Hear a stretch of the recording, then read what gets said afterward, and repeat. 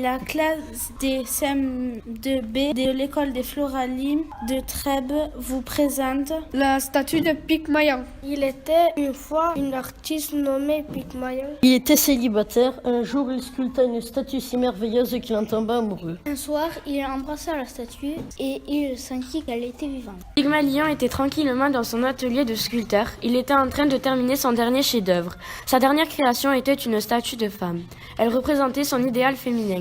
Pygmalion était en train de contempler son travail et là, tout d'un coup, Pygmalion remarqua les doigts de cette statue bouger. « Es-tu vivante ?» demanda Pygmalion d'un air étonné. « Oui, tu m'as taillée avec de la pierre magique venant d'Athènes. »« Mais ce n'est pas possible. Tu n'es qu'une statue. Comment t'appelles-tu ?»« Je m'appelle Pygmalion. » dit-elle d'une voix douce. « Moi, je m'appelle Pygmalion. Suis-je en train de rêver ?» demanda-t-il. « Je suis bien vivante, tu ne rêves pas. » Ils continuèrent de discuter de longues heures.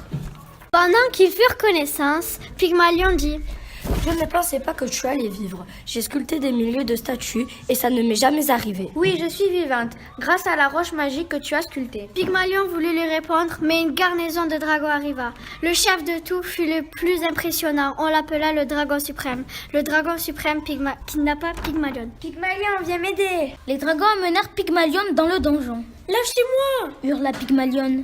« J'exige un mariage avec toi. » En réalité, le dragon suprême avait kidnappé Pygmalion car il avait appris son histoire. Il voulut absolument se marier avec elle, car pour lui, c'était une déesse.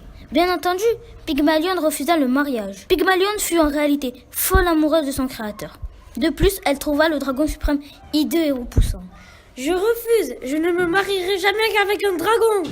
Pygmalion arriva et tua tous les dragons à l'aide de son épée magique, sauf le dragon suprême. Pygmalion était toujours retenu en otage dans le donjon du dragon suprême. C'est bon, Pygmalion, j'arrive pour te secourir. Quand le dragon suprême s'apprêta à enfermer Pygmalion dans la cage, Pygmalion arriva et balança la cage sur le dragon. Le dragon tomba au sol et Pygmalion le tua avec un coup d'épée magique. Pygmalion fut sain et sauve.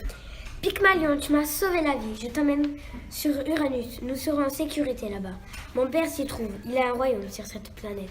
Grâce à leur cheval ailé, ils partirent sur Uranus.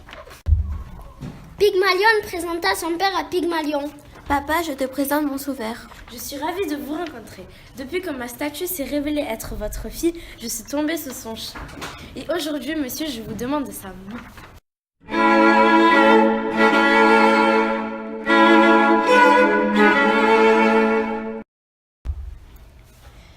Dans le village, Pygmalion était vu comme un trésor.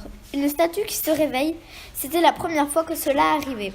Alors, les méchants étaient prêts à tout pour la kidnapper. Le père de Pygmalion va-t-il accepter le mariage de sa fille avec Pygmalion ? Les dragons retrouveront-ils la trace de Pygmalion qui est parti se réfugier sur Uranus ?